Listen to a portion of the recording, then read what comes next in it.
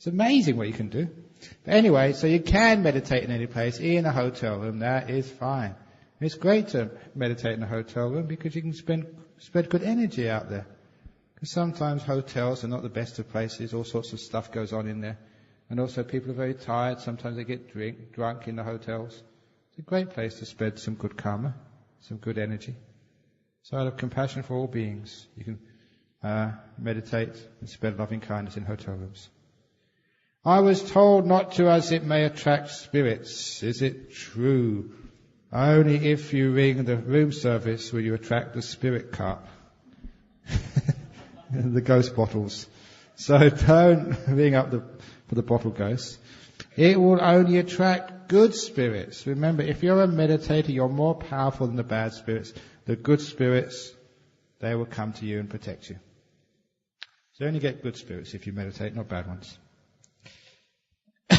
If each individual is different, rebirth, how to apply the similar characters to characters of identical twins. Okay, identical twins are never identical. Look, I see one in front of me is brown, the other one is white.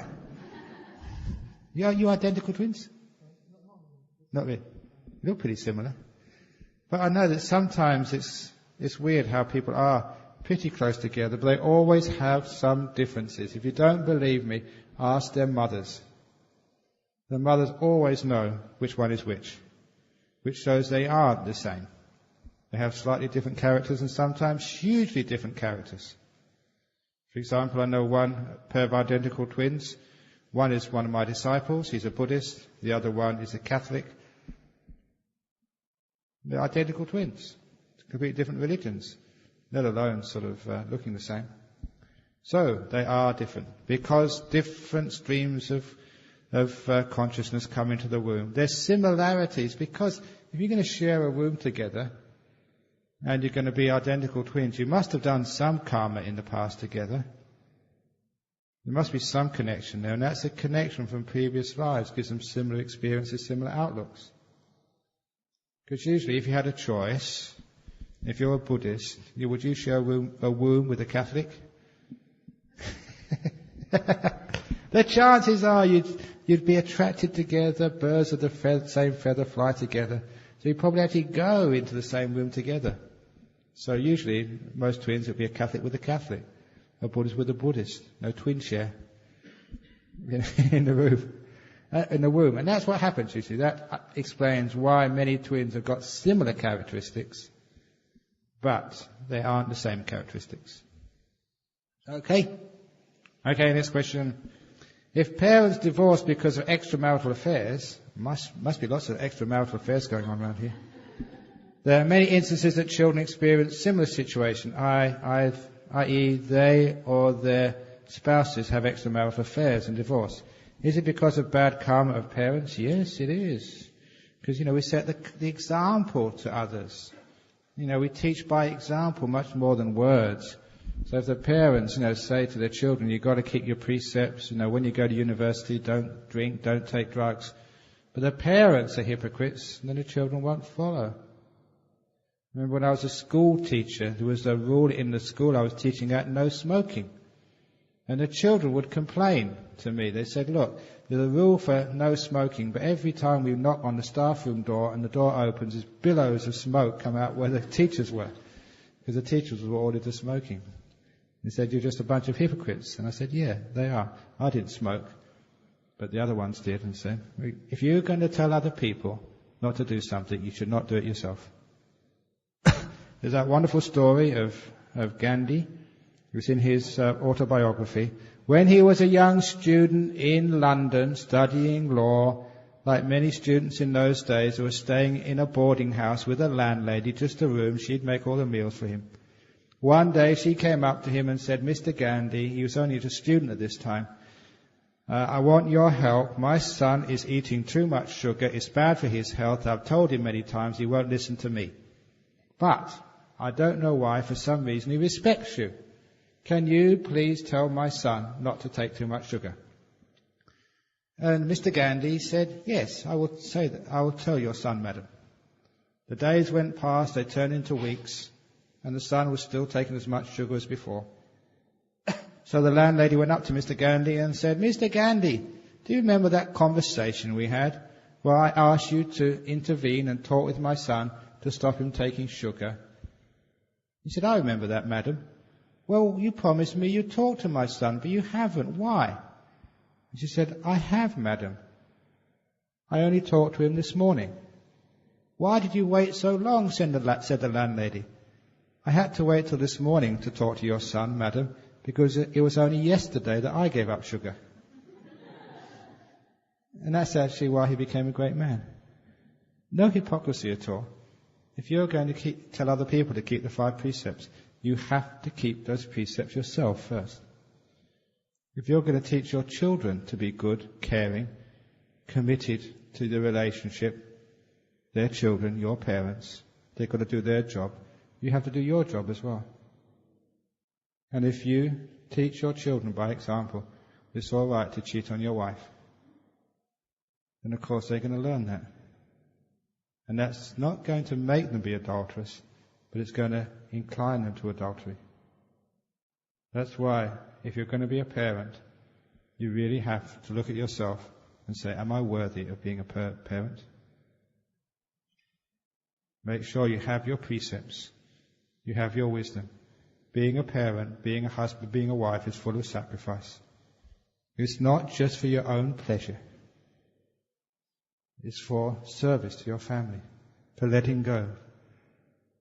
That's why it is a spiritual path if you use it properly. Any questions on that? Okay, next question. If we cannot see our past lives by way of meditation, can we do it through New Age methods, such as past life regression? Is it good to know our past lives? I reckon it is good to know your past lives, and some past life regressions can work, but sometimes you have to be very careful because sometimes you get false memories. They're not really true. That's why past life regression through hypnotherapy can work, but sometimes it's not as accurate and not as good as the ones you get in deep meditation. Obviously, deep meditation is much harder to get your past lives. But when you get them, they're far more accurate, far more reliable. However, you can use past life regressions. In Australia, some years ago, there's a wonderful TV series, or not TV series, a documentary called Reincarnation Experiments, where he was a psychologist in Sydney. He was regressing some of his patients through hypnosis, especially if they had some sort of phobias or some mental disorder, little things, even like depression or anxiety. And he had this brilliant idea because he had some people who remembered their past lives clearly. There were past lives in a place where they could prove they'd never been to before. And they were past lives in recent history, maybe 100, 200 years ago, where, if it was true, it should not be that difficult to find records of such people. For example, that one of the cases, and what he did, he rang up or he contacted the local TV studio. A great idea for a documentary, reincarnation. You can come and film these, all ladies as it turned out, under hypnosis, film their memories, and then you can pay the fare to take them over to Europe and places and see if what they remembered was right. It was a very interesting TV series. But one of them, for example, she was a woman who was born in Sydney, lived in New South Wales all her life. It was very easy to check with the passport office that she'd never been out of the country. And she remembered her previous life as a doctor in Scotland in the 19th century. Now, doctors were very important people in the 1860s, I think it was, that there should be some record of that person in that place. And especially that she said that in her previous life she was a man by the name of Dr. James Archibald Burns in a town of Blackgowrie in Scotland. And I was brought up in England and I travelled in Scotland extensively. I'd never heard of a town called Blackgowrie. It's one of the small towns amongst many others. What are the odds, the chances? Now, even James is a common name, but Archibald isn't. Burns, obviously, is a very common Scottish name. But what's the chances of getting a Dr. James Archibald Burns as the MD, the general practitioner in that town? The town will only have one doctor. What are the chances? And of course they went there with their cameras, searched around in the local public libraries, and there document after document about Dr. James Archibald Burns, MD. They took this lady back to Aberdeen, where she did her medical degree at Aberdeen University in the 1840s and 50s. As soon as she saw the place, she took the TV camera all over the place. She'd never been there before in this life. She knew all the nooks and crannies. It was amazing just how accurate it was. And that was the case, that she obviously had remembered her past life, and it was true. No doubt about it. And that was through regression. Sometimes it is right, but sometimes it doesn't work. Fascinating. So you can do that, and sometimes it is interesting. At the very least, it proves to yourself that there is such a thing as past life. I'd like to, any evangelical people, I'd like to regress them, so they do find out that they have lived before. And they're probably a Buddhist before. Now they would not sort of be so upset at other religions. I would like to regress Mr. Bush, to see that he was maybe an Iraqi in his last life. Mr. Sharon, so he could know he was a Palestinian. Then we wouldn't think that we are so special, and our group, our religion, our race is somehow important, more important than others. Dear Ajahn, this might not be an appropriate question, but the curious cat strikes. Does a lady have bad karma if a monk disrobes and marries her? I would like to express my sincere gratitude and rejoice at the wonderful Dhamma expounded by Ajahn during the short retreat. Does a lady have bad karma if a monk disrobes and marries her? It really depends exactly what you do and how you do it. Because if it's just some karma from the past, and the monk is just a young monk, and you have no real intention to, disrobe anybody, and it just happens, obviously there's no bad intention there, you're just a human being, and the young monk is just a human being. So it's not really, really bad karma. But if you go in there thinking this is just a challenge, which some women can do. There was one of my friends, he's a monk in the Burmese tradition. He was maybe about 13 or 14 years as a monk. As a warning, we tell other monks. He was in the Buddhist Society of Victoria. I'm the spiritual advisor of that place, so I know exactly what goes on there. He was staying there giving some teachings because his mother lived in Melbourne, so he was staying there giving some teachings. And then there was an Indonesian girl, quite attractive, whose parents were incredibly rich, billionaires. So she had more than enough money for the rest of her life. She was just a playgirl, that's all. And so she decided, she had a look at him, she decided, just as a challenge, something to do, rich girl's plaything. She decided to see if she can disrobe that monk. And so she started talking with him, chatting him up, wearing nice clothes, being kind. And he fell for it. And one day, he decided, he was in love with her. She was in love with him. So they left the temple in Melbourne. They got into a taxi. He went to a hotel. He rang up from the hotel to, I think, the president saying, look, I'm disrobing. I'm no longer a monk. He did it the proper way.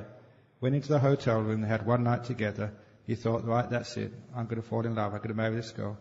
After that one night, she just dumped him. Goodbye. Have a nice life. And he was just so heartbroken and disappointed. I thought you loved me. I just wrote to get married to you. It wasn't that at all. It was just the fun of actually seeing a monk sitting high up on the seat, everyone listening to his talks, so she could disrobe him. Just something to do for a rich girl. And completely left. So that monk, he was very good. Afterwards, he said, he came back the next week into the Buddhist center, said, I was so stupid. And he he was honest about his lust. He said, I lost it. And that woman sort of tricked me. But such a woman as that, yes, they did do enormous bad karma. That was really mean. And that was very cruel and not the right thing to do. But the monk was stupid as well. He should have seen it coming. That's bad karma. But if it's, there's sometimes karma from the past. We always tell the story in the Northeast Thai tradition. There was this one monk. He started getting incredibly deep meditation, started getting his psychic powers. And then everyone thought this would be a great teacher for the future. But one day in Armsvan, he saw a girl offering food. She was from a nearby village. She was just visiting her relations. And just he got so much lust coming up for this girl. And she for him. And being a good monk, he went back and told the teacher. And the teacher said, well, look, it's best if we send you to another monastery so you don't see her again. Because he wanted to be a monk. He didn't want to get married. He had powers and stuff. So they took them to another monastery. And he was happy for a while until, just as it happened, there's no sort of intention here. The woman was visiting another relation in that monastery as well. And again, the lust came up. And then the abbots of this monastery, they looked into their mind and found out, this guy had been married to her for many, many lifetimes. And the abbot realized it was impossible to stop. So eventually the monk disrobed and got married to her. It was not his fault, it was not the wife's fault, it was just karma sometimes that strong. So in that case, there's no sort of, no bad feeling. There's no bad karma. It's just, just intentions and power from the past. That's all you can do. So that's what happens sometimes. So it's not really bad karma for the woman, not bad karma for the monk. It's just what happens sometimes in those situations. But sometimes if you're just playing around just to see what you can do, then don't do that. That's bad karma. Any questions on that? Okay, next question. 10 days is not enough.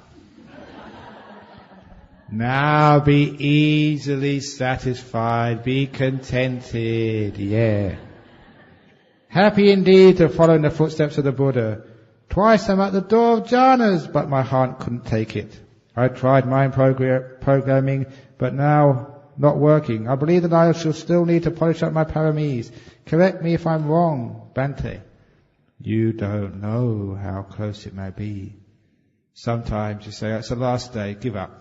No chance now. And right at the very end, when you think now's the time to go, the last sitting, the last minute, then it comes. Isn't that happen sometimes? Sometimes you try so hard. You try. And just when the breakfast is about to begin, then it starts to get peaceful. You ever notice that happen? The mind all over the place, and just before lunch, it starts to come. The point is, don't have lunch. Don't have breakfast. Carry on. So, who knows? There's still many moments to go. Some people say, there's only a few hours to go. But listen, what we finished at 3 o'clock, it's another 6.5 hours. That's 6.5 hours, that's almost 400 minutes. That's 24,000 seconds. And it only takes 1 second to get into jhana. You've got 24,000 opportunities. Isn't it amazing just what you can do? 24,000 opportunities to get into jhana. Who knows? One of those 24,000 might be yours. So sometimes it just happens. Dear Ajahn, when we let go of everything, i.e. don't want anything, don't do anything and just watch during meditation, that is being unconditioned, isn't it? Of course, as Ajahn puts it, once past first jhana, even from second jhana upwards, when one is stripped of will, one is the unconditioned already. There you are unconditioning yourself. But there's many layers of conditioning. You strip away one layer and you find another one, and there's another one underneath that. That's why the Buddha called these sankharas. He described them like a plantain tree, because it's layers of leaves, you strip them away. But there's no pith, there's no solid wood in the plantain tree. That's why you take away all these conditioned realities. Take them away, and then eventually you find there's nothing inside. The whole tree stands on conditioned phenomena, nothing solid there at all. Or, as Venerable Bhante Gunaratana said, instead of calling it a plantain tree, it's like an onion. An onion is the same. You can peel it. It's just leaf after leaf. When you get to the centre, there's nothing